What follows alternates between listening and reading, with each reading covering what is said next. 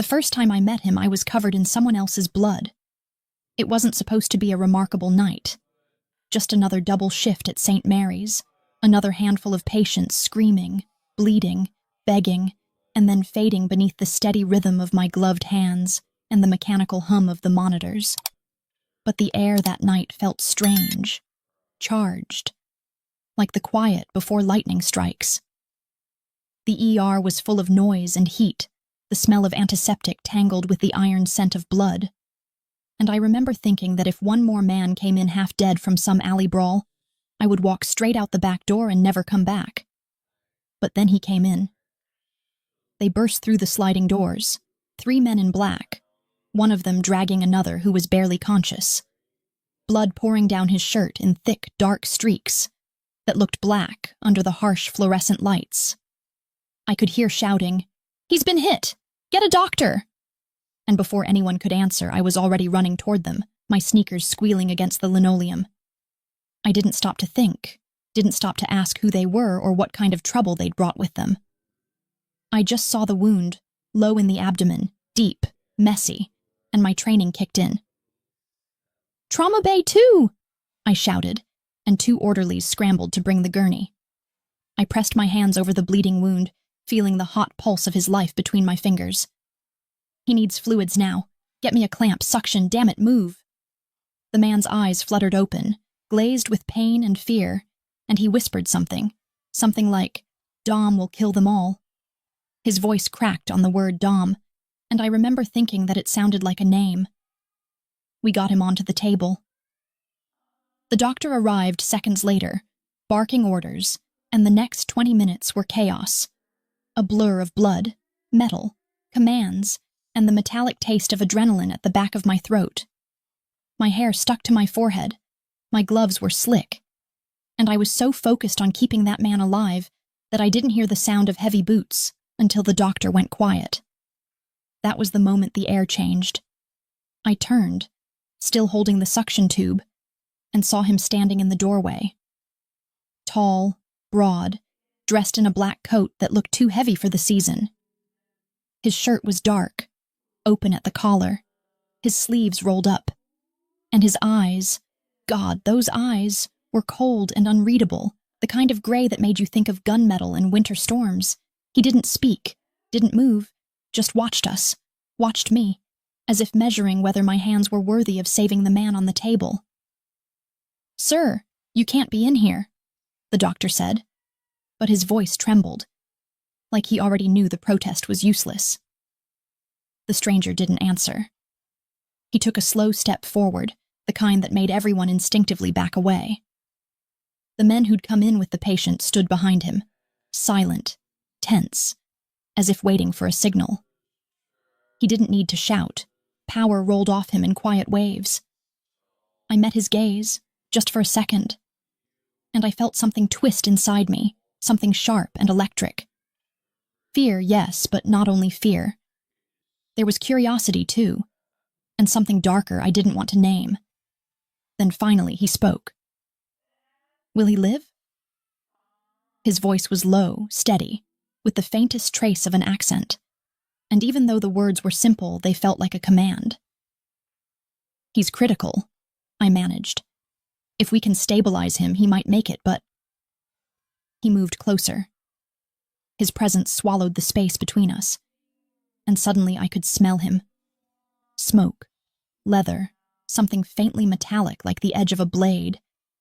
He didn't look at the doctor. He looked only at me. "Do everything you can," he said. "Whatever it takes." Something about the way he said it made my skin prickle. Not because he sounded desperate, but because he didn't. It wasn't a plea, it was an order, and one that would not tolerate failure. We worked through the night.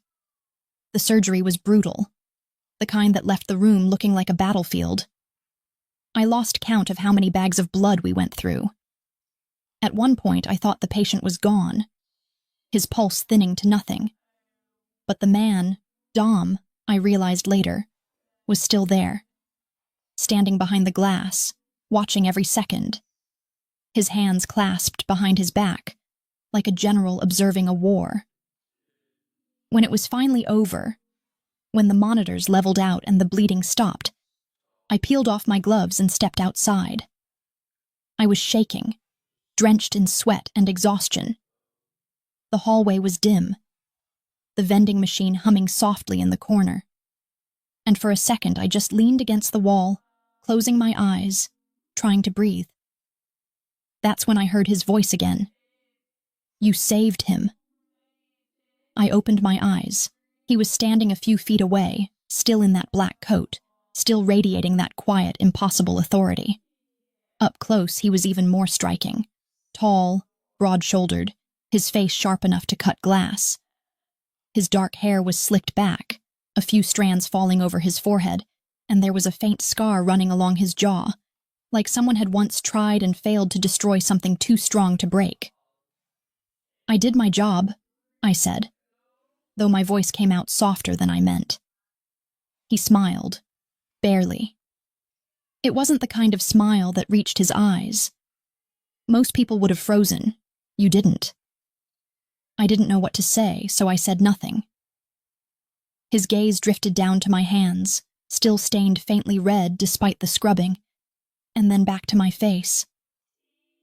There was something unreadable in his expression, like he was trying to decide whether I was a problem or a miracle. He extended his hand. "Dominic Moretti." The name hit me like a cold wave. Everyone in the city had heard it. The whispers about the Moretti family. The quiet rumors about men who disappeared. Debts that were paid in blood. My heart stuttered, but I shook his hand anyway. His skin was warm, rough, calloused in a way that felt real, dangerous. "Elena Carter," I said. He repeated it slowly, as if tasting it. "Elena." There was something unsettling about the way he said my name, like it belonged to him now. "Thank you," he said, and the words were gentle but heavy, as if they carried a weight I didn't understand. Then he turned and walked away, his men following like shadows, leaving behind the faint scent of smoke and power, and something I couldn't name. For the rest of the night, I couldn't shake him from my mind. Every time I blinked, I saw his eyes, felt the echo of his voice in my head. When I got home just before dawn, the city was quiet and empty, the streets still glistening with rain. I washed my hands again and again until my skin burned, but I could still feel the ghost of his touch on my palm. And when I finally collapsed into bed, exhausted and trembling, I told myself that it was over, that men like Dominic Moretti didn't notice women like me. But deep down, I already knew I was wrong. Because when I left for work the next morning, there was a black car parked across the street, engine idling, and behind the tinted glass, I saw the faintest glint of gray eyes watching me. I should have been terrified. I should have called someone, screamed, "Run!" But I didn't. Instead, I stood there on the sidewalk, heart racing, breath shallow. And for reasons I'll never understand, I whispered his name. And the car pulled away. I didn't know it then, but that was the moment my life stopped being mine. That was the night Dominic Moretti decided I was something he couldn't let go. And he never did. It had been 4 days since the night Dominic Moretti walked into my hospital like an omen dressed in black. And yet every time I closed my eyes, I could still see him standing in that doorway. Calm, terrifying, eyes like storm clouds about to break. And no matter how many times I told myself to forget it, to move on, to fold that night neatly into the drawer of my memory and lock it away, something about it refused to stay buried. I could still hear the weight of his voice, feel the phantom of his presence behind me whenever the corridors went quiet.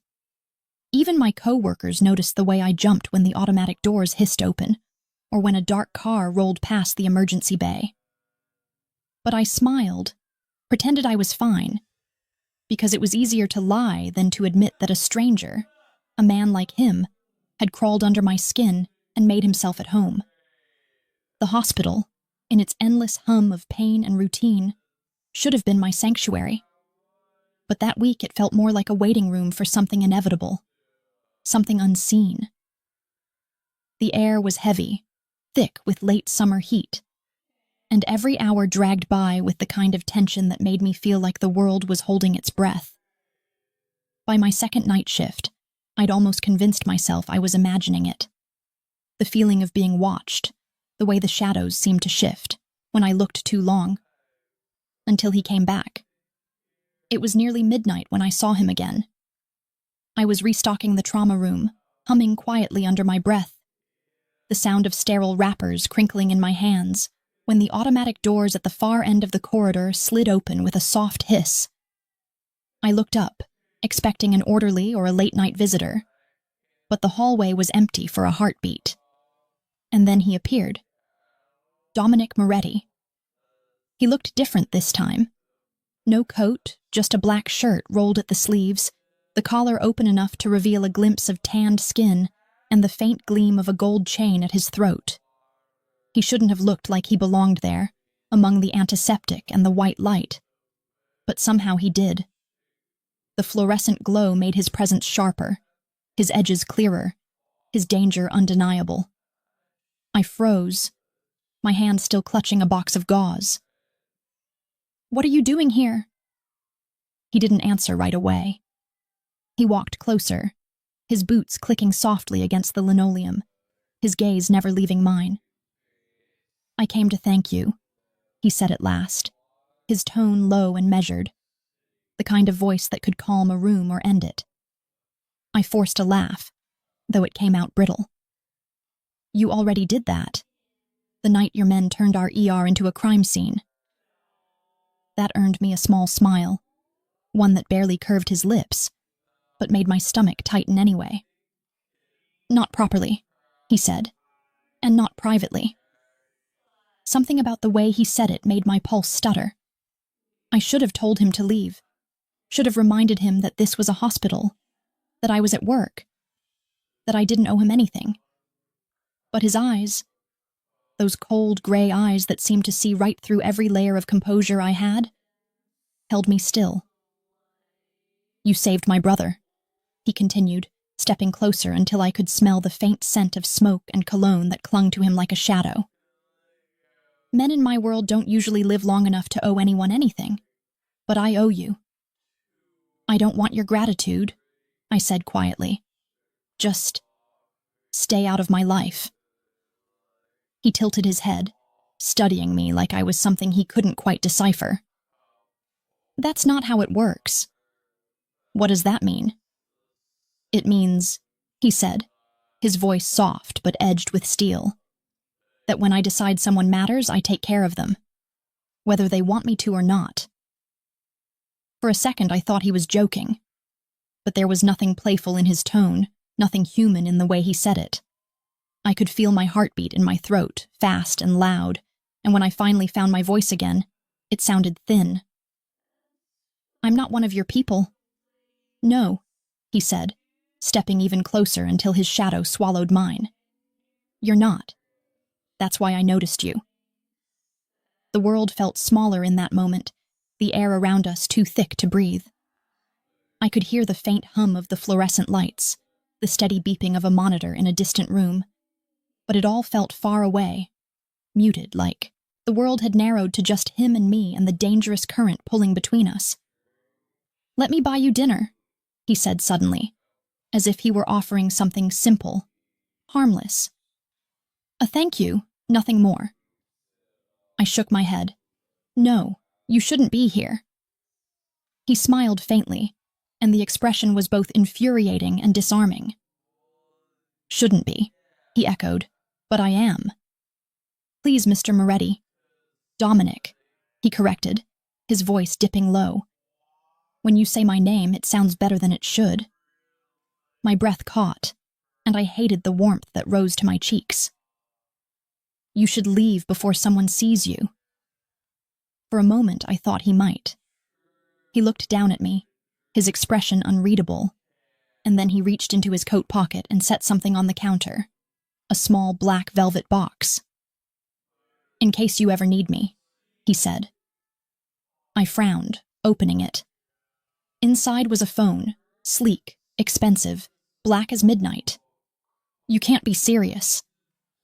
"If anything happens," he said, his gaze steady on mine, "call that number. No one else will come, but I will."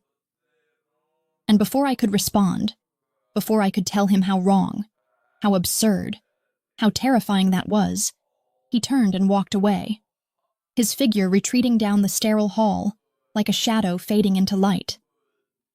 When he was gone, I stood there for a long time, staring at that box like it was a ticking bomb. Part of me wanted to throw it away, to pretend none of it had happened. But another part, the reckless, curious part that hated to admit how alive I'd felt under his gaze, tucked it into my locker and told no one. The next few days passed in a blur. His brother was transferred to a private facility under heavy security, and the hospital went back to its usual rhythm. Patients in, patients out, lives breaking and mending under the same flickering lights. But the world didn't feel the same anymore. I caught glimpses of dark cars near the hospital entrance, saw men with earpieces standing at a distance, and though no one ever said his name, I knew he hadn't forgotten me. Then one evening, as I was leaving after another long shift, I found a single white rose on the hood of my car. No note, no ribbon, just the rose, fresh, flawless, glistening with raindrops that hadn't fallen from any sky I'd seen. I looked around, my heart hammering, but the parking lot was empty. That night I didn't sleep. I lay awake listening to the creak of my old apartment walls, the hum of passing traffic, the faint whisper of something that sounded like danger crawling closer. By morning I had convinced myself it was paranoia. That is, until I opened my front door and saw the same black car parked across the street again, engine idling, window rolled halfway down. And then I saw him, sitting inside, watching me. He lifted his hand in a slow, deliberate wave. Not a greeting, but a claim. And in that moment, I realized the truth I had been trying not to see. Dominic Moretti wasn't thanking me. He was choosing me. And men like him didn't choose things they were willing to let go. It happened on a night that began like any other, ordinary in its silence, dull in its solitude. One of those long, lingering evenings where the city hums faintly in the distance, and the walls of your apartment feel like they're pressing in, breathing your fear back at you in slow, shallow exhales. I had worked another late shift, and by the time I got home, the world was already wrapped in the heavy darkness that only arrives past midnight, when the air is thick with secrets, and the streets seem to whisper things you don't want to understand. I remember setting down my keys on the counter, hearing the hollow clink echo too loudly in the stillness, and thinking that for once, maybe I could sleep without feeling that strange weight on my chest. The weight of unseen eyes, of something inevitable waiting just out of reach. I made tea I didn't drink, stood at the window, and watched the world below me breathe. Cars gliding past like tired ghosts, neon signs flickering. A man walking his dog with the kind of weary patience that comes only from routine. Everything looked so normal, so utterly detached from the strange pulse that had been building in my chest for days, that I almost laughed at myself. Maybe it was all in my head. Maybe Dominic Moretti was just a story I'd accidentally stepped into, one that would close itself if I simply stopped reading. But then the phone, the one he had given me, that sleek black thing I had hidden in the drawer beside my bed, began to ring. It wasn't loud, but the sound sliced through the quiet like a blade. I froze, staring at the drawer as if it were a living thing. I hadn't given that number to anyone. I hadn't even touched the phone since the night he left it for me. My hands trembled when I picked it up. There was no caller ID, just a single word on the screen. Unknown. I hesitated, then answered. Elena. His voice. Low, steady, unhurried. That voice that could command a room, a life, a heartbeat. Hearing it again sent a strange jolt through me, a mixture of fear and something darker. Something I didn't want to name. What do you want? I whispered. There was a pause, long enough for me to hear the faint rustle of fabric, the sound of breathing, the hum of an engine in the background. You're in danger, he said finally, his tone so calm it made my stomach twist. You need to come with me. I'm not going anywhere with you. Elena, he said again, softer this time, almost like a warning. They know who you are. The men who shot my brother, they think you can identify them. They've been watching you. I wanted to laugh, to tell him that this was insane, that this kind of thing didn't happen to people like me, that I was just a nurse who had been in the wrong place at the wrong time. But as I turned toward the window, something cold ran through me. Across the street, a black SUV sat idling, lights off, windows tinted, and for a second I thought I saw the faintest spark of a cigarette inside. How do you know that? I whispered. Because I put men on you, he said, to keep you safe. My knees felt weak. You've been spying on me? I've been protecting you, he corrected, and there was something in his voice, something raw and almost tender, that made it impossible to decide whether I should scream or cry. I told you this world doesn't forget what it touches. You stepped into it the moment you touched my brother's blood. Now you belong to it. You belong to me. The line went dead. For a long moment I stood there staring at the silent phone, my heart beating too fast, my thoughts scattering like leaves in the wind. Then the lights outside flickered.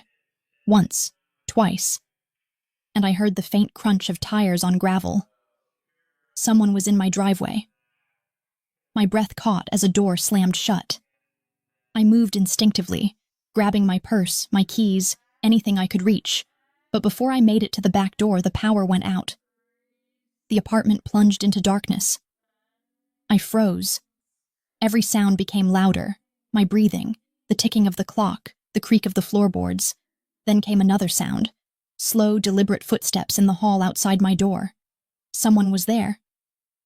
I backed away, gripping the nearest thing I could find, a kitchen knife, and held it tight against my chest, though my hands were shaking so badly I could barely keep my grip. I didn't breathe as the doorknob turned. Once. Twice. Then, silence. And then the door burst open. A gloved hand caught my wrist before I could react, twisting it just hard enough to make me drop the knife. I gasped, tried to fight, but another hand came from behind, pressing a cloth over my mouth, sharp, chemical, burning my throat with every breath. I kicked, clawed, screamed, but it all blurred into a dizzy haze. The last thing I saw before the world tilted away was a man's silhouette in the doorway. Tall, broad, familiar, and the glint of gray eyes that I would have recognized anywhere. When I woke, everything was wrong. The air smelled of leather and smoke.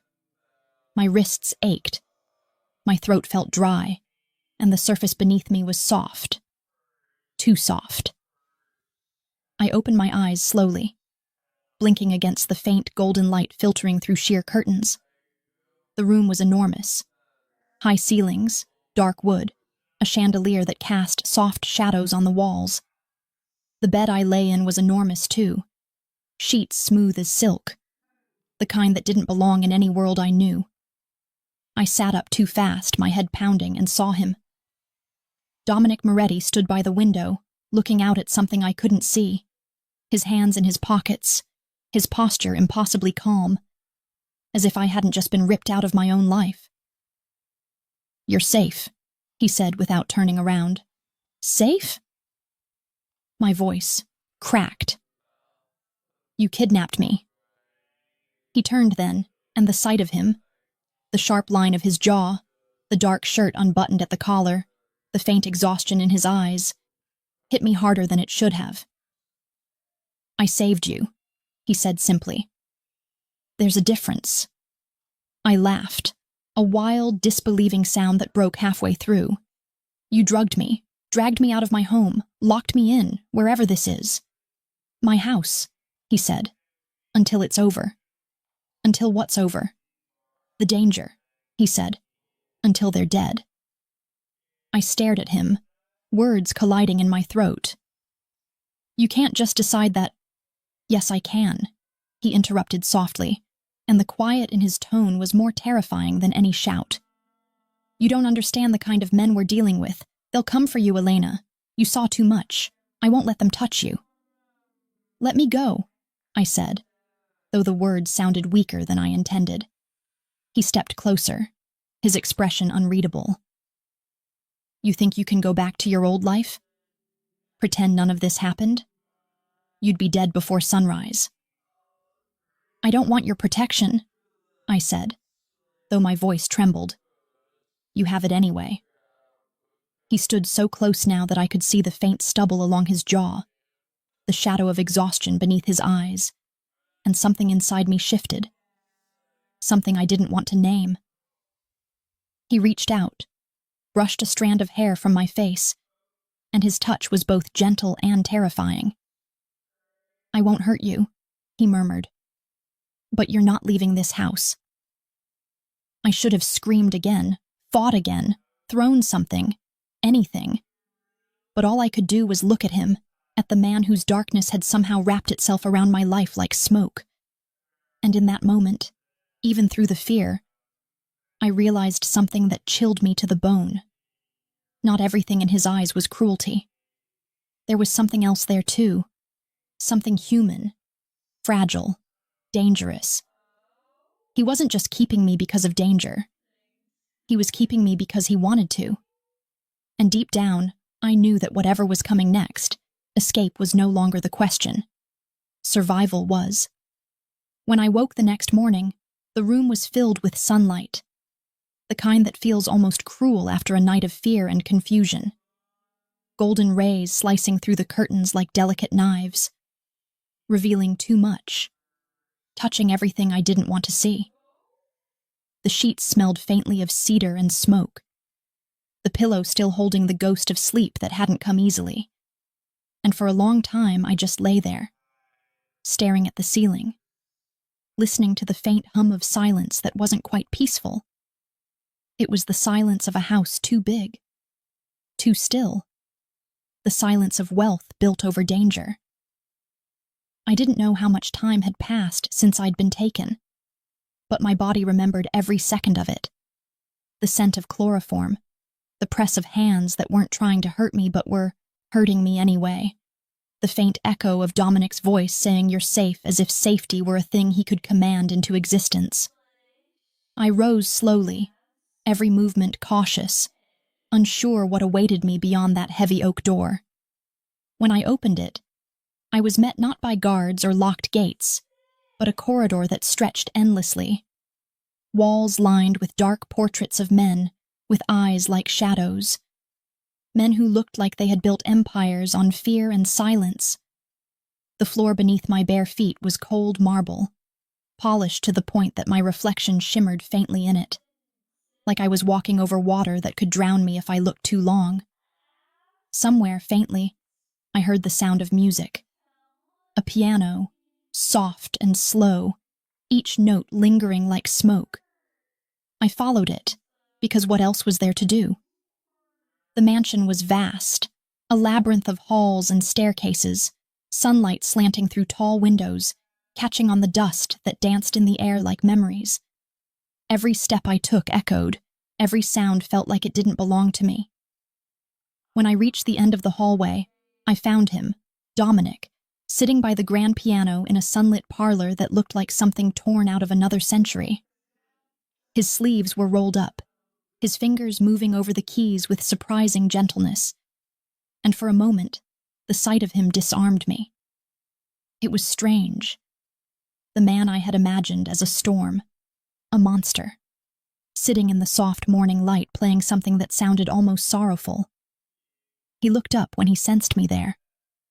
His eyes met mine, and for a heartbeat neither of us spoke. "You're awake," he said finally, his tone unreadable, as though my consciousness was just another detail in a long list of logistics. "I want to go home," I said, though even I could hear the tremor in my voice. He didn't answer right away. He stood, slow and deliberate, his movements fluid. graceful in that way men are when they're used to being obeyed. "You can't," he said, and the way he said it wasn't cruel. It was final. I took a step back. "You can't just keep me here. I have a life, a job." "I've taken care of that," he interrupted, as if it were nothing, as if rearranging my existence were as simple as moving a chess piece. My breath caught. "What do you mean you've taken care of it?" His gaze didn't waver. "Your supervisor received notice that you're on indefinite leave. Your rent has been paid in full. No one is looking for you, Elena." The room seemed to tilt. My knees felt weak. My heart beat loud in my ears. "You had no right—" "I have every right when it concerns your safety." "Safety?" I snapped, my voice rising now, the fear boiling into anger. "You think this is safety?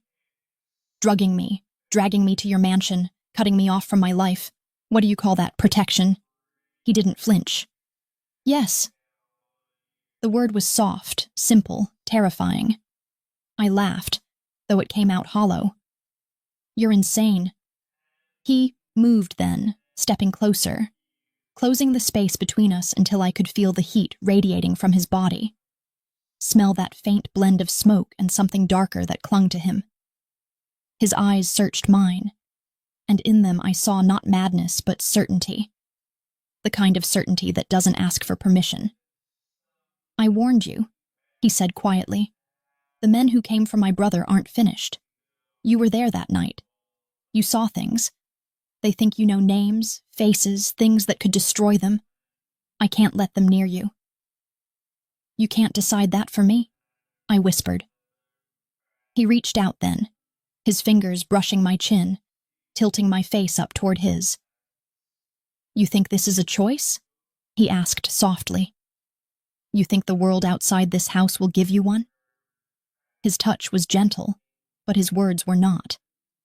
They sank into me, cold and heavy, like truth wrapped in cruelty. I pulled away, shaking my head. "You're not saving me, Dominic. You're trapping me." His expression shifted then. Something flickered behind his eyes, something almost human, but it was gone before I could name it. He turned away, pacing toward the window, his voice low when he spoke again. "You don't understand what it means to be part of this world. Once you're seen, you can't be unseen. Once they know your name, your face, your scent, they'll never stop hunting you. But if you stay here under my name, they won't touch you. They wouldn't dare." I blinked, unsure if I'd heard him right. "Under your name?" He turned back toward me, his expression unreadable. "Marry me." The words hit me like a slap. I stared at him, certain that I'd misheard. "You can't be serious." "I'm offering you protection," he said, stepping closer again, each word slow, deliberate. "If you're my wife, no one in this city will lay a hand on you. Not them, not anyone. You'll be untouchable." "Untouchable?" I repeated, the word tasting like ash. "And what happens when I stop being convenient? What happens when you get bored of your little charity case?" He smiled faintly, a shadow of something dangerous curling at the edge of his mouth. "Then you'll still be alive, which is more than I can promise if you walk out that door." I could feel my pulse in my throat, fast and panicked. "You're insane if you think I'd agree to that." He took another step forward, close enough that I could see the faint scar along his jaw, the small notch in his eyebrow. Details I shouldn't have noticed, but did. "You think I'm giving you an option?" he said softly. "I'm giving you a way to survive." My vision blurred with tears I didn't want to shed. "This isn't survival, this is ownership." He didn't deny it. He simply reached into his pocket and pulled out something. A thin gold ring, simple, elegant, the kind that shouldn't have looked menacing but did in his hand. "You saved my brother," he said, quietly. "Now I'm saving you. This is how it works in my world. You don't get to walk away from a debt." I stared at the ring, my body frozen, my heart splintering under the weight of what he was asking. Or rather, what he was demanding. "I won't touch you," he said then, as if reading the fear in my eyes. "Not until you want me to." I swallowed hard. "And if I never do?" His smile was small, sad, almost tender. "Then I'll wait." The silence that followed was unbearable, thick enough to choke on. I wanted to scream, to run, to break something just to prove I was still real, still mine. But I didn't. Because somewhere deep inside, beneath all the rage and fear, I felt the faintest pull. The dangerous awareness that part of me already belonged to him, had belonged to him since the night I met those gray eyes under the harsh light of the ER. When I finally spoke, my voice was barely a whisper. "If I say no." He held my gaze, his expression calm, almost gentle. "Then you'll die." It wasn't a threat. It was a fact. And in that moment, standing in that sunlit room that felt more like a cage than any prison, I realized that my freedom had never been real. Not since the night I touched his world. He extended his hand, the ring glinting in the light. And though I wanted to scream, I found myself frozen, caught between terror and the strange, intoxicating gravity that was him. That was how it began. Not with love, not with choice, but with surrender disguised as survival, and as his fingers brushed mine, sliding the ring into my trembling palm, I knew that whatever came next would destroy the version of me I once was. The day I became Mrs. Dominic Moretti didn't feel like a day at all. It felt like a blur stitched together from smoke and silence, from fragments of disbelief that refused to settle into anything real. There were no invitations, no flowers, no laughter from family or friends, no trembling hands of bridesmaids adjusting my veil. There was only the sound of rain falling against the glass of the car that took me there. A slow, steady rhythm that felt like the heartbeat of a story I hadn't agreed to be in. I remember staring out the window as the city slipped past in shades of gray and gold. Every streetlight reflected in the slick pavement, like some quiet promise that the world outside still existed, still belonged to people who hadn't made deals with the devil in a pressed black suit. I wondered if they would look at me and know, if they would see the woman in the back seat and sense the quiet terror wrapped inside her, the kind that doesn't scream or beg, but simply waits, breath by breath, for something to break. The car stopped in front of a small chapel on the edge of the city, the kind of place you'd miss if you weren't looking for it. Old brick walls half swallowed by ivy, windows flickering with candlelight that glowed against the storm-dark sky. Dominic stepped out, first, his umbrella unfolding with a soft click, and when he turned toward me, offering his hand, I hesitated. His expression was calm, composed, the way it always was. But beneath that quiet control there was something unreadable, something that made it impossible to decide whether I was being led toward protection or captivity. "Come," he said, and his voice was low, steady, impossible to resist. Inside, the air smelled of wax and wood and something faintly sweet. Maybe lilies, though I couldn't see any flowers. There were only 5 people. The priest, 2 witnesses who looked more like bodyguards than guests, and Dominic and me. I stood at the altar, dressed in a simple white dress that someone had left on my bed that morning, one that fit perfectly, though I hadn't given anyone my measurements, and I tried not to think about how that meant someone had been watching me long before I ever met him. Dominic stood beside me, tall and unflinching, his black suit perfectly tailored, his tie undone at the collar, as if he couldn't be bothered with ceremony. The priest's voice droned softly, words that should have meant something about love and faith and forever, but they slid over me like water, leaving no trace. I barely heard them. My heart was too loud, my thoughts too tangled. I kept my eyes on the small crucifix hanging above the altar, focusing on the faint glimmer of light catching the metal, because looking at him, at Dominic, felt dangerous in ways I didn't want to understand. When the priest asked if I took this man to be my husband, I hesitated for the briefest moment. A silence that stretched too long. But before I could speak, Dominic's hand brushed mine, his fingers curling lightly around my own. Not in demand, not in dominance, but in something almost like reassurance. His touch was warm, steady, grounding, and somehow, that small gesture broke what was left of my resistance. "I do," I whispered. The words hung in the air, fragile and final. When the priest turned to him, Dominic's answer came without pause, smooth and certain, as though this moment had never been in question. "I do." The ceremony ended with a kiss that wasn't really a kiss. A brief, restrained press of his lips to my cheek. His breath warm against my skin, his voice murmuring just for me. "You're safe now." The words should have comforted me, but instead they echoed inside me like a prophecy I didn't want to believe.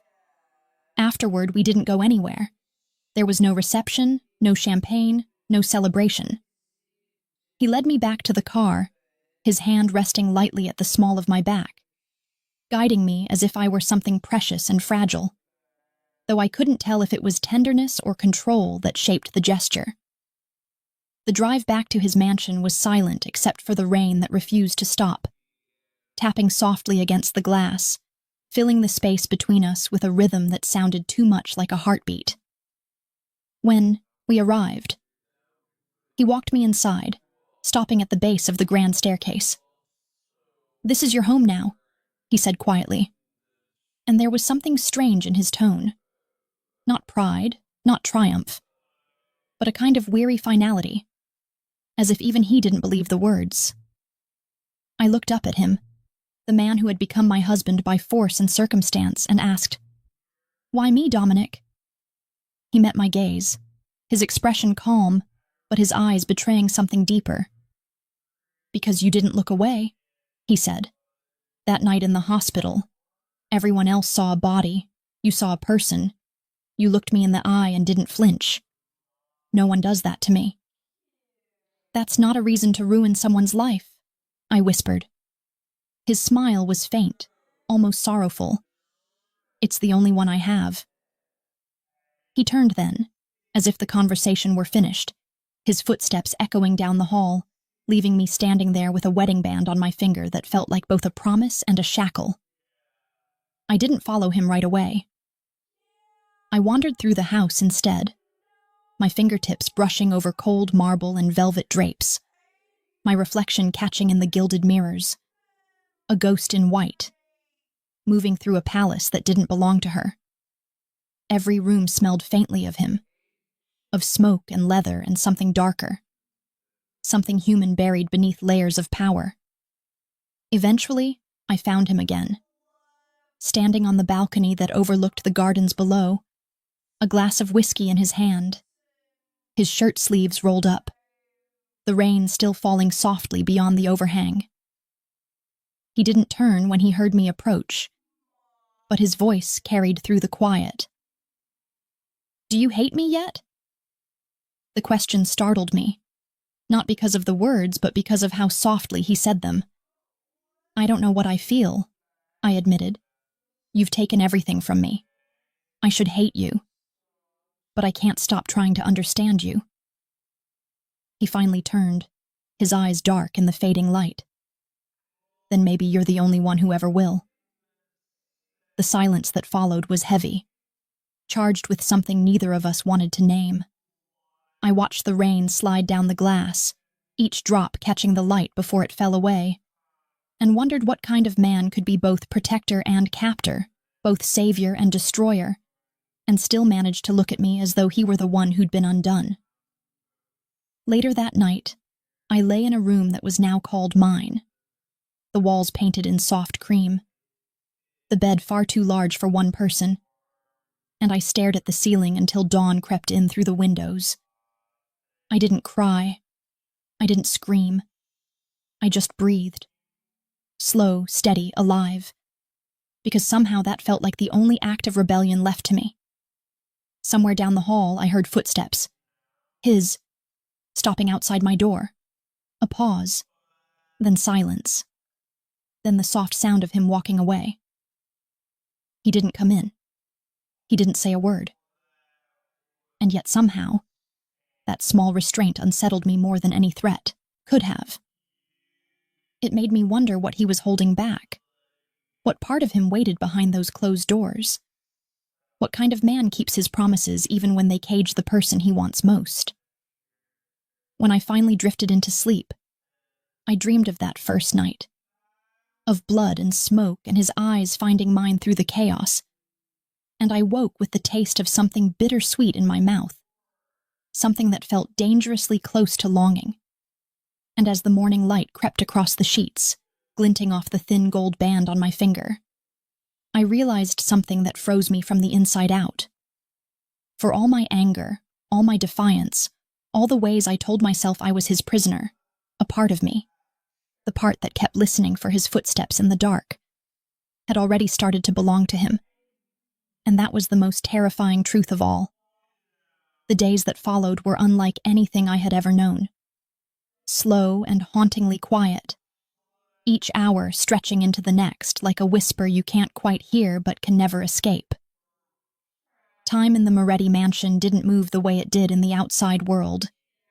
It folded, lingered, looped around itself, and I began to feel as though I were living in the pause between two heartbeats, one belonging to the life I had lost, and the other to the life that had been forced upon me. The house was beautiful in that cold, heavy way that only old money can be. High ceilings veined with gold, marble floors that echoed with every step, windows tall enough to swallow the light and give it back as something softer, something filtered through shadow. It was the kind of beauty that suffocates, because it doesn't ask you to admire it. It commands you to submit. I wandered through it like a ghost, learning its corners and secrets, finding solace in the smallest things, the way the morning sun pooled in the library, the faint scent of coffee that lingered in the kitchen long after the staff disappeared into whatever corners of the house they were told to occupy. There were people here, I knew that, though I rarely saw them. They moved silently, spoke softly, looked at me with polite indifference, the kind of look reserved for someone who didn't belong, but couldn't be ignored. Dominic wasn't always there, but his presence was everywhere. I could feel it in the air, in the way the staff straightened when his name was mentioned, in the faint scent of smoke that clung to the halls long after he was gone. And when he was there, when I heard his voice echo down the corridor, or caught sight of him standing in the courtyard, talking on the phone, his head bowed slightly as though the weight of his world pressed hard against him, I found it impossible to look away. I told myself it was fear, that I was watching him because I needed to understand my captor, to learn the patterns of his movements in case I ever found the courage to run. But deep down, I knew it wasn't only that. There was something magnetic about him, something that defied reason, a contradiction that shouldn't have existed, but did.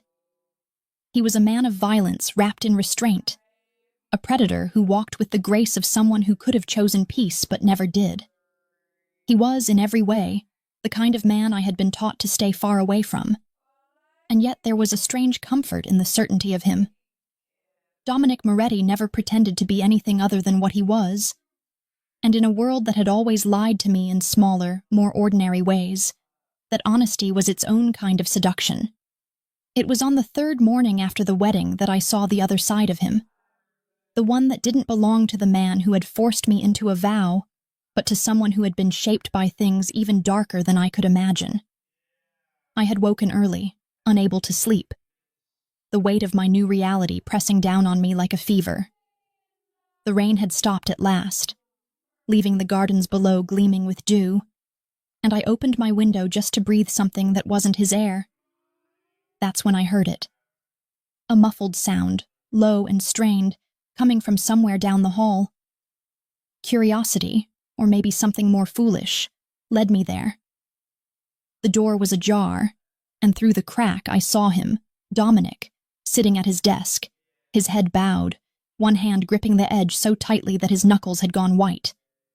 Papers were scattered across the surface, photographs, a pistol beside an untouched glass of whiskey. His shoulders were tense, the muscles in his neck drawn tight. And when he finally spoke, I realized he wasn't alone. "Find them," he said, his voice rougher than I'd ever heard it. "Every last one. No more warnings." A man's voice answered, low, deferential, and then footsteps receded until the room was silent again. Dominic stayed still for a long time, staring at something on the desk that I couldn't see. Then, with a sound that broke something in me, he slammed his fist down hard enough to make the glass shatter. The noise startled me, and before I could move away, he looked up and saw me standing there. For a long moment, we didn't speak.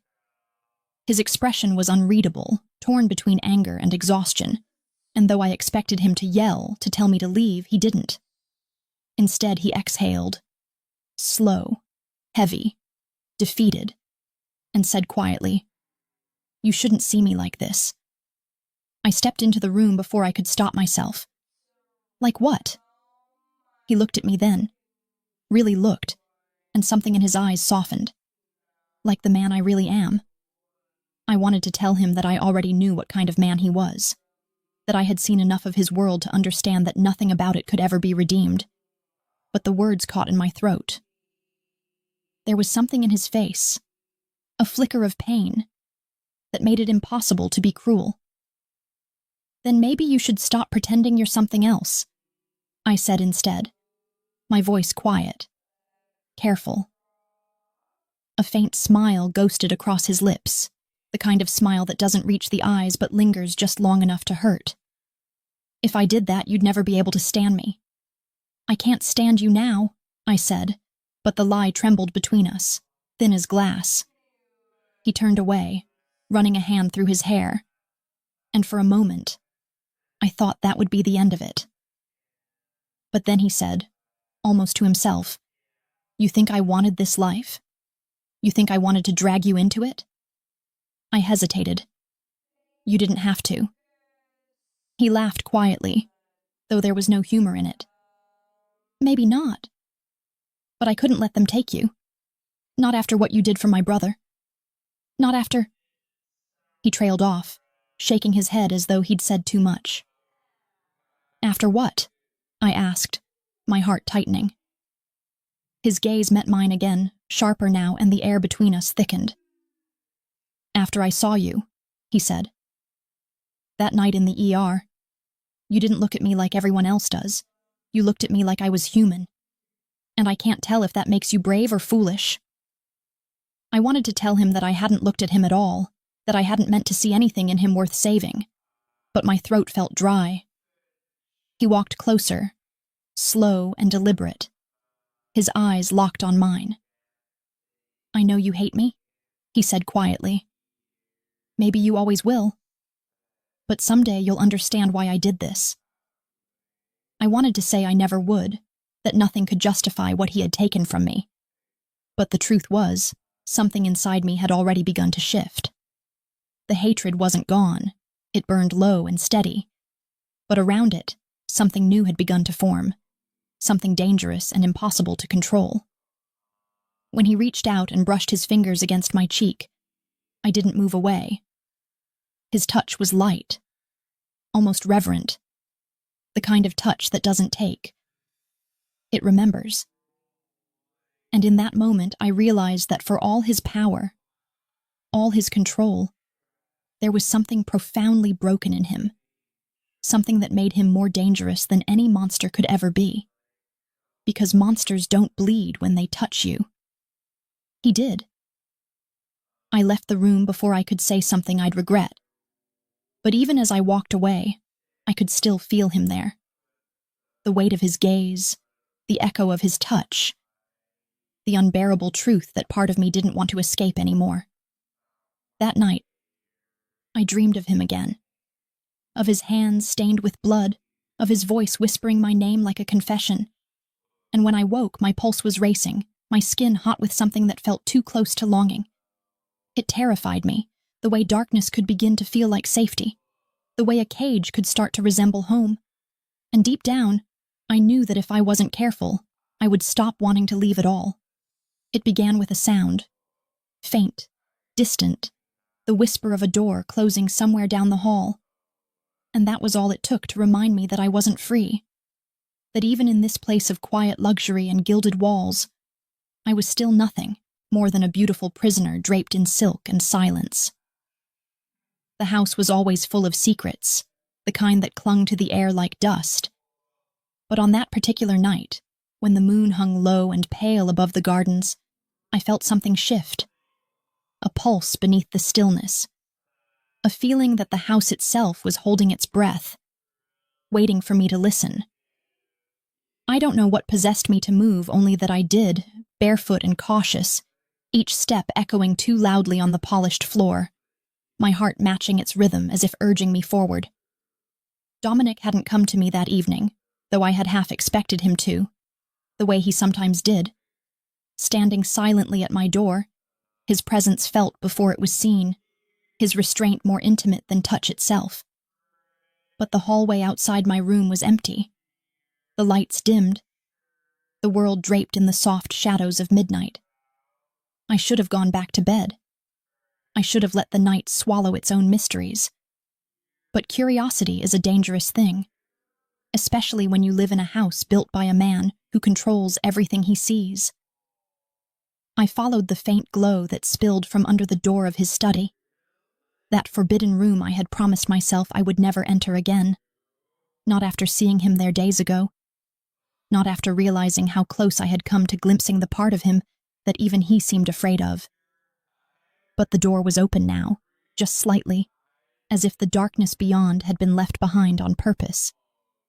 I hesitated, hand trembling against the wood, before finally pushing it open. The room smelled of whiskey and smoke, the faintest trace of gunpowder hidden beneath the scent of polished leather. The desk was strewn with papers, folders, and maps, each covered in writing I couldn't quite read in the low light. And there, beside the lamp, lay a black folder with a single word embossed on its cover in small, clean letters. Carter. My name. For a long, breathless moment, I simply stared at it, unable to move. It felt as though the walls had closed in, the air thickening, heavy with the weight of things I wasn't meant to know.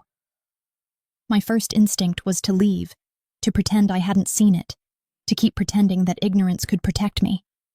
But my fingers moved on their own, trembling as they lifted the folder and opened it. Inside were photographs. Of me. Not just from the hospital, not just from the night his brother was brought in, but from before. Months before. Me leaving work. Me at the coffee shop near my apartment. Me sitting in the park on my day off, hair loose, head bent over a book. Some of them were taken from a distance, others closer. Too close. Close enough to catch the way I smiled when I thought no one was looking. Beneath the photos were documents.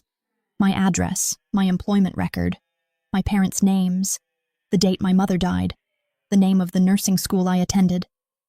Every detail of my life, every secret I thought was mine alone, laid bare under his meticulous gaze. A cold wave of disbelief rolled through me, followed by something sharper, something that burned, betrayal. The man who had told me he was protecting me had been watching me long before I ever met him. He hadn't stumbled into my life by chance that night in the hospital. He had chosen me. I don't remember the sound I made. Maybe a gasp, maybe a sob.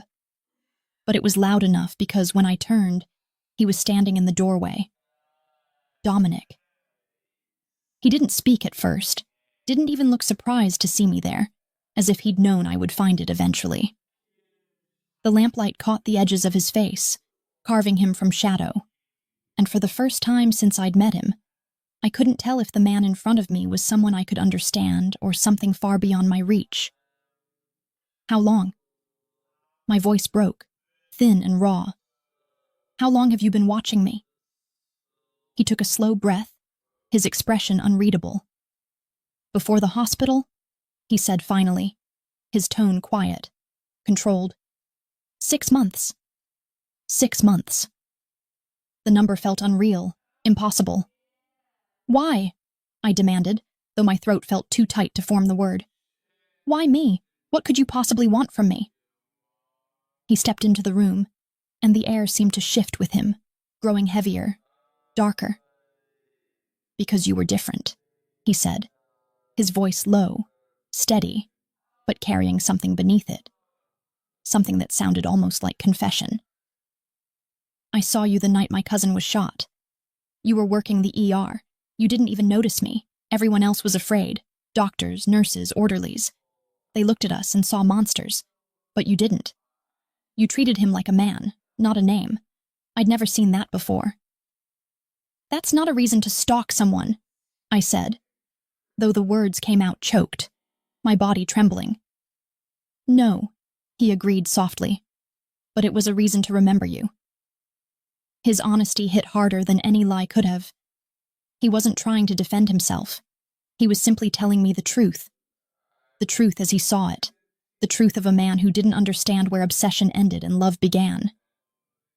You should hate me, he said, stepping closer. I would hate me if I were you.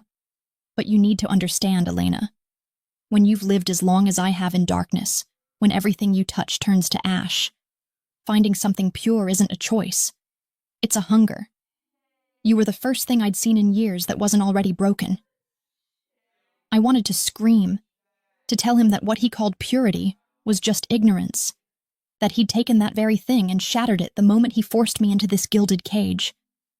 But when I looked into his eyes, I saw something that stopped me cold, a kind of loneliness that felt infinite, endless, the kind that no power or money or blood could ever fill. You don't love me, I whispered. You love the idea of me, the girl who doesn't exist anymore. His jaw tightened, but his voice remained calm. Maybe.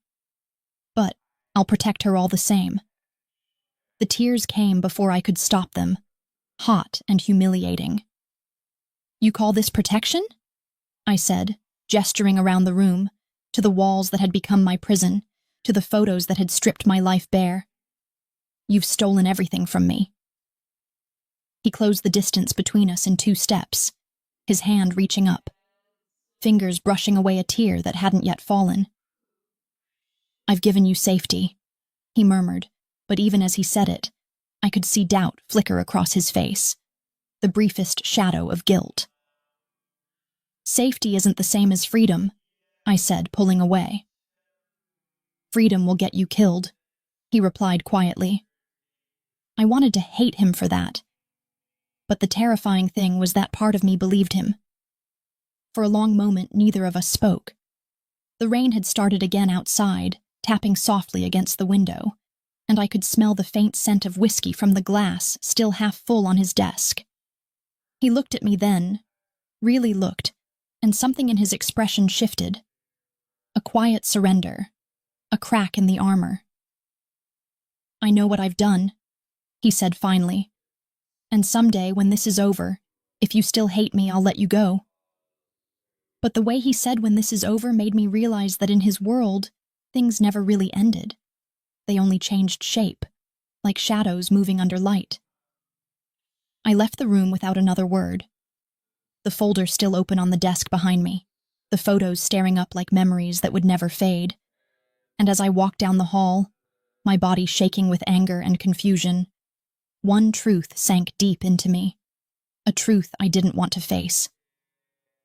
He had been watching me for months, but I had been seeing him too, long before I'd ever met him. In every dream I didn't understand, in every moment of quiet that felt like someone else's breath against my skin. And that night, as I lay in bed, my mind spinning with everything I'd learned, I realized that no matter how much I tried to hate him, I was already trapped. Not by his walls, but by the part of me that couldn't stop wanting to understand the man who had destroyed my life just to keep me in it. The night everything broke open began with the sound of thunder, but it wasn't the kind that belonged to the sky. It was closer, heavier, vibrating through the floors like the heartbeat of something alive and violent. I was in my room, staring at the same ceiling I'd memorized 100 times, trying to silence the storm inside my own mind, when the first gunshot cracked through the stillness. For a moment I thought I had imagined it, that my restless mind had conjured the sound from fear alone. But then came another, louder, sharper, followed by shouting, boots on marble, and the unmistakable crash of glass shattering. The world shifted in that instant. The calm, suffocating peace of the mansion dissolved into chaos, and the air filled with the raw scent of smoke and adrenaline. I sat up, my heart slamming against my ribs, and before I could even decide whether to run or hide, the door burst open. Dominic stood there, dressed in black, gun in hand, his face carved from stone and fire all at once. His eyes found mine instantly, and for a heartbeat that seemed to stretch into forever, everything stopped. The sounds, the fear, even my breath. There was something feral in his expression, something that made him look less like a man and more like the force that ends all things. "Stay down," he said, his voice low, steady, commanding, and though fear should have paralyzed me, the certainty in his tone pulled me toward him like gravity. "What's happening?" I managed, my voice trembling. "They found us," he said simply. "Stay here no matter what." But I couldn't stay. I couldn't just sit in the dark while the world outside tore itself apart. He turned to leave, but instinct, or something stronger, made me grab his arm. The moment my hand touched him, he froze, the tension in his muscles coiled tight, his breath shallow. For a fleeting second, he wasn't the ruthless man who had built an empire on fear. He was just a man standing between me and death. "Dominic," I whispered, my fingers tightening around his sleeve. "Please." He looked down at me, and the storm in his eyes softened, only slightly, but enough for me to see the war inside him. "Lock the door," he said again, quieter now, and before I could argue, he pulled his arm free and was gone, swallowed by the noise and the smoke. I stood there for a moment, frozen, the echoes of gunfire bouncing through the hallways. The rational part of me screamed to obey him, to hide and wait for it to end. But the part that had begun to understand him, the part that had seen the man beneath the monster, wouldn't let me stay behind. I ran. The air was thick with smoke and the metallic sting of blood, the marble floors slick under my bare feet. Men shouted in Italian and English, the clash of violence and loyalty twisting together into something primal and terrifying. I followed the sound of Dominic's voice, though I couldn't make out the words, only the rhythm. Low, commanding, absolute. When I found him, he was in the great hall, crouched behind an overturned table, firing methodically at the men advancing through the shattered windows. His movements were controlled, practiced, but even from where I stood I could see the red blooming across his shoulder, dark and spreading. He was hit. Something in me broke then. The wall I had built around my fear, my anger, my denial, it all crumbled under the weight of seeing him bleed. I don't remember deciding to move. I only remember running, hearing him shout my name, the world narrowing to the sound of my own heartbeat. "Elena!" His voice cut through the chaos, sharp as the gunfire around us. But I didn't stop. I dropped beside him, the air thick with smoke and dust. And without thinking, I pressed my hands against his wound. "Are you insane?" he hissed, grabbing my wrist, but his grip was weak. "You're bleeding," I said, my voice shaking, tears stinging my eyes. "You're bleeding, Dominic, and you're not leaving me again. Do you hear me?" He stared at me then, not at my hands, not at the blood, but at my face, as though he was seeing something he hadn't expected to ever find again. His breathing was uneven, ragged, but his voice, when he spoke, was quiet. "You should have stayed upstairs." "And let you die?" I shot back. "Never." Something flickered across his expression then. Pain, maybe, or something deeper. Something dangerously close to tenderness. "You don't understand," he said softly, as if speaking to himself. "I could survive a bullet. I couldn't survive losing you." The words hit harder than the gunfire around us. My throat closed, my hands still pressed against his wound, my heart pounding so hard I could barely breathe. "Then don't make me lose you either," I whispered. He smiled, faintly, painfully, and for a heartbeat the world stopped again, as if time itself were waiting to see what would happen next. But the fight wasn't over. Another shot rang out, close, too close, and Dominic moved instinctively, pulling me down against him, his body shielding mine. The air filled with the splintering sound of bullets tearing through wood. When the noise finally died, when the last of the attackers had fallen or fled, the silence that followed was unbearable. I lifted my head slowly, my ears ringing, my body shaking, and saw that the hall was a ruin. Glass and blood and debris everywhere. Dominic's breathing was shallow, but he was still conscious, his hand gripping my arm tightly, his skin warm and slick with blood. "You're hurt," I said again, but my voice was breaking now, splintering like the walls around us. He looked at me, eyes dark, lips curved in that faint, infuriating smile. "You should see the other guy." I wanted to laugh, to cry, to scream, to tell him that none of this was funny, that his arrogance wasn't charm, that he had no right to make me feel anything other than hate. But all I could do was hold him. I pressed my hands harder against his shoulder, my tears falling onto his skin, mixing with his blood. And for the first time, I didn't care who he was or what he'd done. I just wanted him to live. When the medics finally arrived, his men, loyal and efficient, they carried him upstairs. I followed, refusing to let go, my hands still trembling as they stitched and bandaged and stabilized him.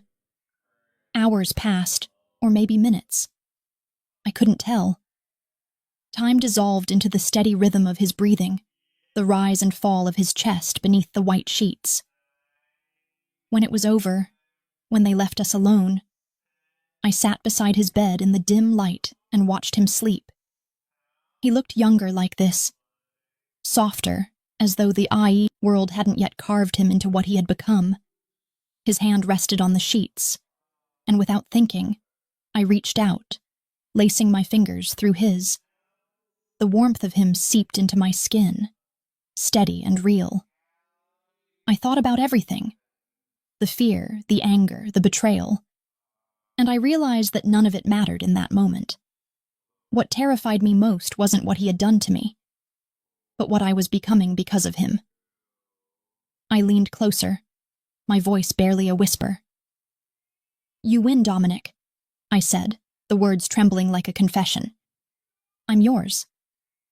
His eyes opened then, slowly, weakly, but there was a glimmer in them, faint but real, and when he spoke, his voice was hoarse.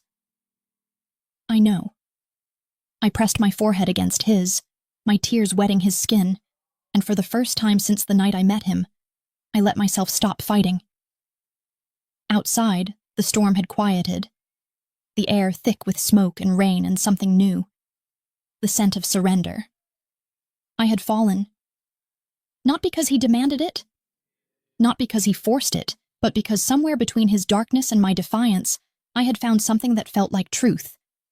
And though I knew it would destroy me, I also knew I would never be able to go back. For a few fleeting weeks after the night of the attack, the mansion became a strange kind of sanctuary. Not peaceful, never truly safe, but suspended in that fragile quiet that only exists in the aftermath of violence, when everyone breathes a little slower, speaks a little softer, because they know the silence won't last. Dominic was recovering, his shoulder wrapped in clean bandages that I changed myself every morning, my fingers tracing the edge of the wound that had nearly taken him from me. He didn't flinch when I touched him anymore.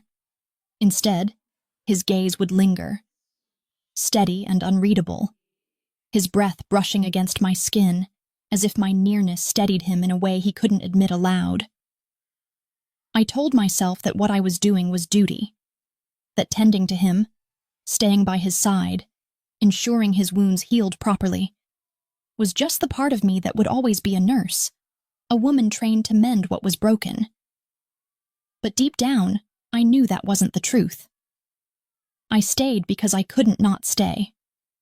I stayed because the thought of waking in a house where his voice no longer echoed down the hall, where his scent no longer lingered on the sheets, felt like a kind of death. Yet the longer I stayed, the more I began to feel the cracks in the stillness.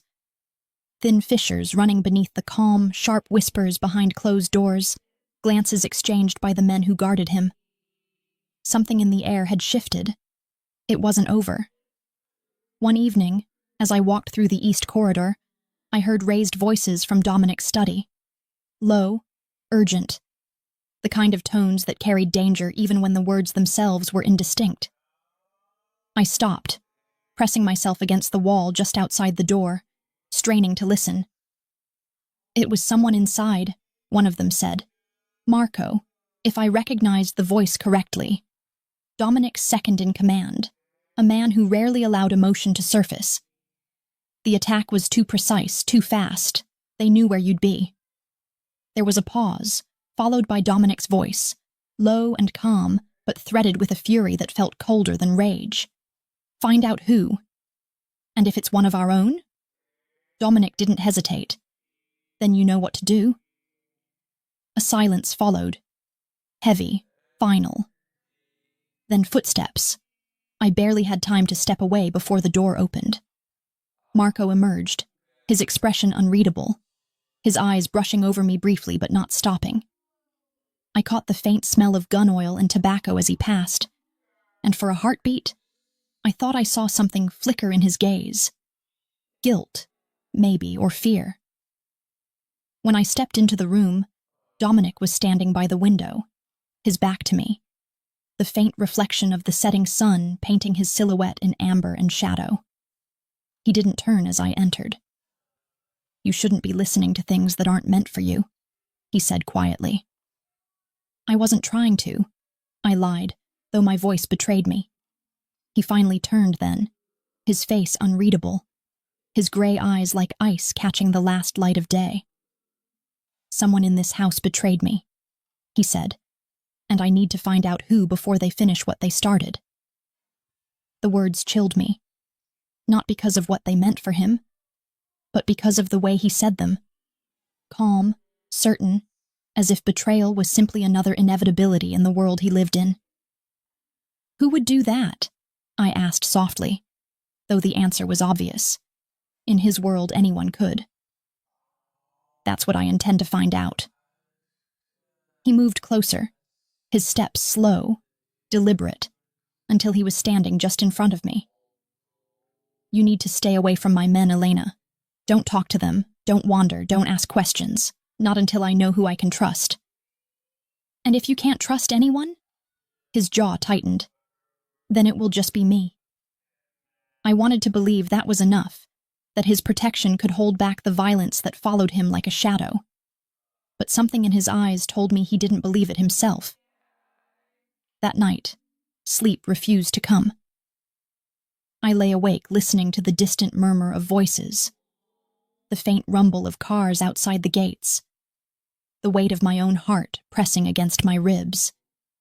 The image of Marco's face wouldn't leave my mind, that flicker of something I couldn't name. And the more I thought about it, the more uneasy I felt. At dawn, I went to the kitchen for water, only to stop when I heard voices again. Hushed this time, urgent. I moved closer to the doorway and froze. Marco was there, speaking quietly to another man, one I didn't recognize. Tonight, Marco said. He won't see it coming. The words hit like a gunshot. I must have made a sound because Marco turned, his eyes locking onto mine. For a second, neither of us moved. Then he smiled. A slow, deliberate smile that made my stomach twist. Couldn't sleep, Mrs. Moretti? I tried to steady my voice. What did you just say? He shrugged, the faintest hint of amusement in his tone. "You must have misheard. Go back to bed." But I didn't. I ran. I found Dominic in his office again, half-dressed, the faint smell of whiskey and gunpowder clinging to him. He looked up as I burst in, and the shock in his eyes lasted only a second before it turned to concern. "What is it?" "Marco," I gasped, my breath uneven. "He's going to betray you. Tonight." I heard him. He said you wouldn't see it coming. For a heartbeat, his expression didn't change. And then it did. He moved, fast, grabbing his gun, his phone, his jacket, barking orders into the receiver in rapid Italian. I could feel the shift in the air again, the same pressure I'd felt the night of the attack. Only this time, it was sharper, more personal. "Stay here," he said, already heading for the door. "No," I said, following him before I could stop myself. "You can't go out there alone." He stopped, turning to me so quickly that I almost collided with him. His hands caught my shoulders, his grip firm but not cruel. "I told you once I wouldn't let anything happen to you. That hasn't changed." "And I told you once I'm not something you can lock away," I said, my voice trembling, but my eyes meeting his. "If you go, I'm going with you." For a moment, I thought he'd refuse. But then something flickered in his gaze. Not surrender, exactly, but the quiet understanding that I wouldn't obey. He exhaled, long and low. "Stay behind me," he said. The rest happened in fragments. The rush of footsteps, the echo of shouting, the flicker of headlights cutting through the dark. The mansion grounds were alive with chaos again, men shouting orders, engines roaring. Dominic moved like the storm itself, controlled, precise, lethal. We found Marco near the garages, his gun already drawn, his expression a mixture of fury and disbelief when he saw me standing beside Dominic. "You shouldn't have brought her," Marco spat, his voice cracking with rage. "You shouldn't have touched what's mine," Dominic said softly, and for the first time I saw the full weight of his darkness. Not as cruelty, but as inevitability, as justice rendered by a man who had never been allowed the luxury of mercy. The standoff lasted only seconds, but it felt endless. The air trembling, the night holding its breath. Then Marco raised his gun, and everything exploded. The sound of gunfire split the air, echoing through the courtyard. I screamed, ducking as Dominic fired, the muzzle flash lighting his face in sharp, brief flashes of light.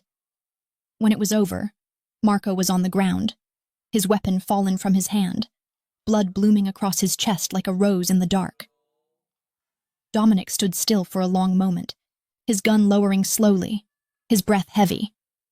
I moved toward him, shaking, but he turned before I could reach him, his eyes distant, haunted. "It's over," I whispered, but he didn't answer. He walked past me, silent, until I saw what he saw. A second shadow moving at the edge of the property. A figure disappearing into the trees. Someone else. Another traitor. Another threat. Dominic lifted his gun again, but before he could fire, the shot came from the darkness. A single, clean crack that tore through the night. He staggered, his hand flying to his side, and I screamed as he fell to one knee, blood seeping between his fingers. The men around us shouted, chaos erupting once more. But all I could see was him. The man who had taken everything from me, who had become everything I couldn't live without. And as I fell to my knees beside him, pressing my hands over his wound, he looked up at me with that same quiet, impossible calm.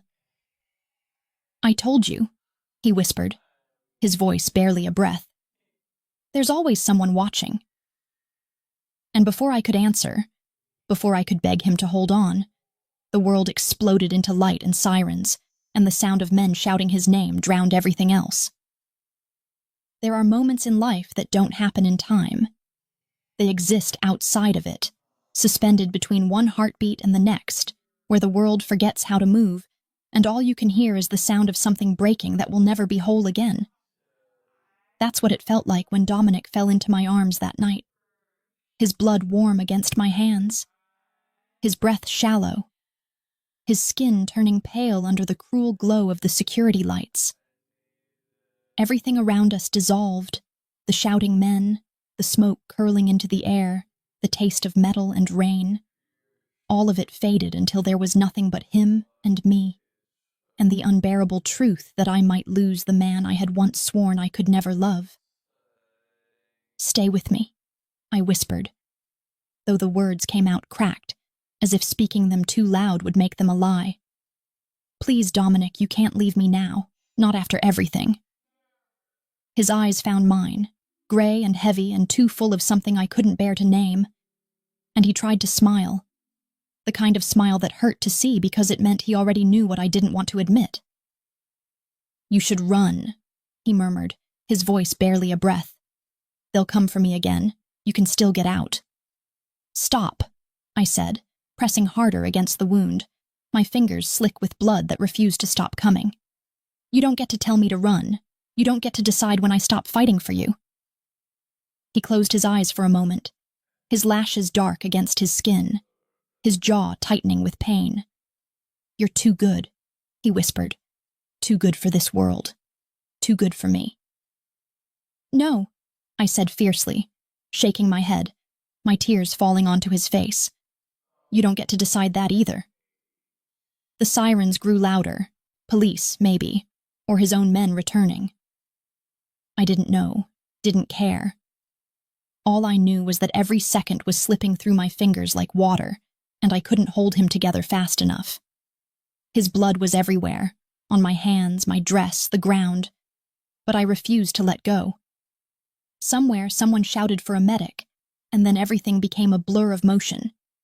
Hands lifting him, voices shouting orders, the sound of engines starting. The next few hours melted into something dreamlike and jagged. I remember sitting in the back of a car, his head in my lap. The world outside nothing but streaks of light and sound.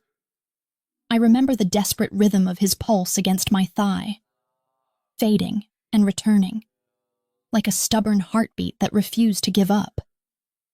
And I remember the way he looked at me just before his eyes finally closed, not in fear, not in surrender, but in a quiet kind of peace that broke something deep inside me.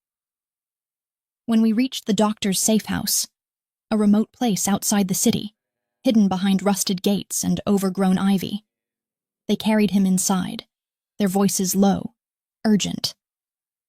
I tried to follow, but one of the men stopped me, his expression grim. "He needs surgery," he said. "You can't be here." "I'm not leaving," I said, the words sharp, almost feral. "Not until I know he's alive." So I waited. For hours. Alone. The rain started again, tapping against the windows like a heartbeat, the sky outside bruised and heavy. I sat in a small chair by the door, his blood drying on my skin, the smell of it clinging to me like a memory I couldn't wash away. Every minute felt like a lifetime. Every sound made me flinch. And all the while I kept whispering his name under my breath. Like a prayer, like a promise, like a plea. When the door finally opened, the doctor stepped out, exhaustion etched deep into his face. For a long time he didn't speak, and my heart felt like it had stopped beating entirely. Then he said, "He's alive, for now." Those words broke me. I didn't cry the way I thought I would. The tears came silently, slowly, sliding down my face as relief and terror tangled inside me. "Can I see him?" I asked. The doctor hesitated, then nodded. "He won't wake for a while, but yes, go." The room was dimly lit, the air thick with antiseptic and the faint hum of machinery. Dominic lay on the bed, his chest rising and falling in slow, fragile breaths, his skin pale beneath the bandages that wrapped his torso. He looked almost peaceful, not the dangerous, commanding man I had first met, but something gentler, something I had only ever glimpsed in fleeting moments between storms. I moved closer, sitting on the edge of the bed, and took his hand in mine. It was cold, but still warm enough to remind me he was here, still fighting. For hours I sat there, tracing circles against his skin, talking to him in a whisper. Stories from the world before him, from the life that felt like it belonged to someone else. I told him about the first time I stitched a wound, about my mother's laugh, about how I used to think love was supposed to be simple and clean and safe. I told him how wrong I had been. Because love, I realized, isn't gentle. It doesn't ask for permission or promise to keep you whole. It takes. It devours. It remakes you into something else entirely.